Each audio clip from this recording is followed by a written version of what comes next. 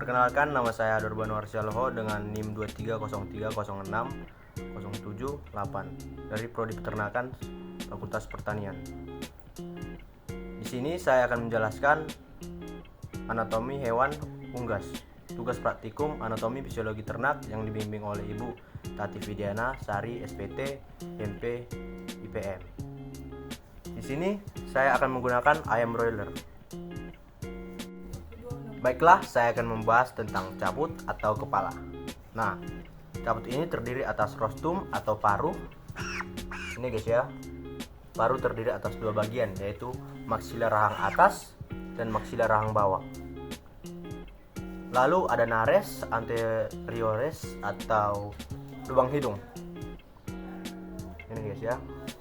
Lalu ada cera, yaitu tonjolan pada paruh. Lalu ada organon visus atau mata, dan juga parus atau hius externus atau lubang pada telinga. Selanjutnya carvix atau leher. Carvix ini menghubungkan antara caput dan juga bronkus atau badan. Bronkus ini ditutupi oleh bulu. Bulu unggas ini terdiri atas 5 bagian. Yang pertama, decriques atau bulu yang menyelimuti badan. Lalu ada retrices, bulu yang menyelimuti bagian ekor. Lalu ada remiges atau bulu yang menyelimuti sayap. Ini. Lalu ada paraterum atau bulu yang menyelimuti bahu unggas. Lalu ada alaspuria atau bulu-bulu halus yang ada di bagian sayap.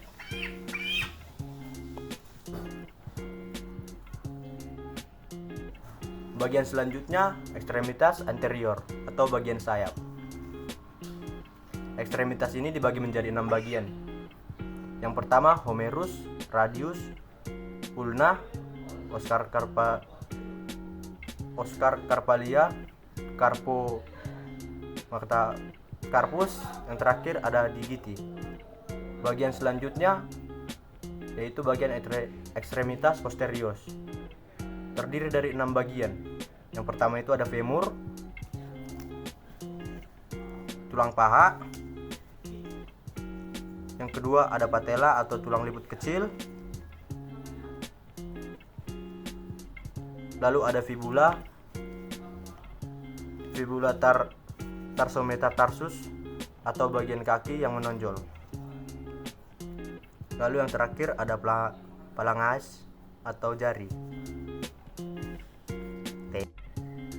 Di sini saya akan menjelaskan bulu pada unggas. Yang pertama ada plumae. Plumae ini terdiri dari beberapa bagian. Ada calamus, yaitu yang melekat pada tubuh unggas. Lalu ada rachis. Ini. Lalu ada pecilium, lalu ada barbulae.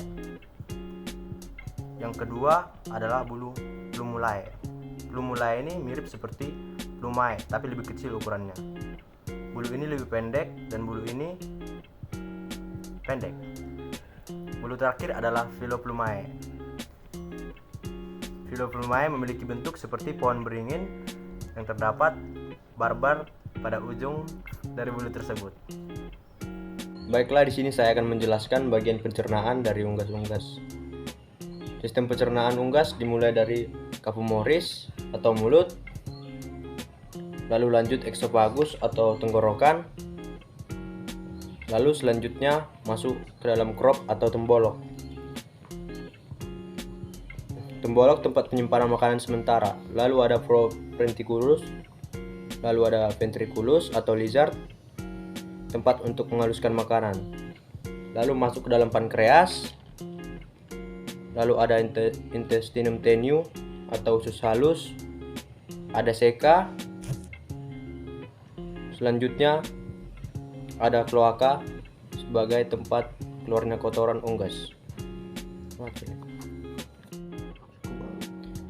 Baiklah, sekarang saya akan menjelaskan sistem pernapasan pada unggas. Sistem pernapasan pada unggas dimulai dari nares atau lubang hidung, lalu ke capumoris atau ke mulut. lalu ke glotis, yaitu lubang yang terdapat sebelum laring. Lalu lanjut ke laring, lanjut ke bronkiolus atau cabang paru-paru, lalu pulmo atau paru-paru. Sistem urogital pada unggas, sistem utogenital pada unggas pertama yaitu ren atau ginjal yang berwarna merah yang terdapat pada sisi kanan dan kiri. Sekarang saya akan menjelaskan tentang cor atau jantung. Jantung unggas terletak pada bagian ventral toraks dikelilingi oleh lobus hepar. Vaskularasi menuju atrium dexter pada unggas melalui 3 vena cava, yaitu cava cranial dexter et sinister dan vena cava caudalis. Selanjutnya saya akan menjelaskan tentang sistem pencernaan tambahan hati atau hepar.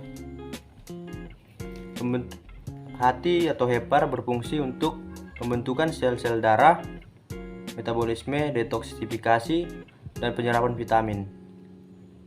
Limpa berfungsi untuk menggabungkan sel darah merah yang sudah tua oleh makrofag di pulpa merah dan limfosit.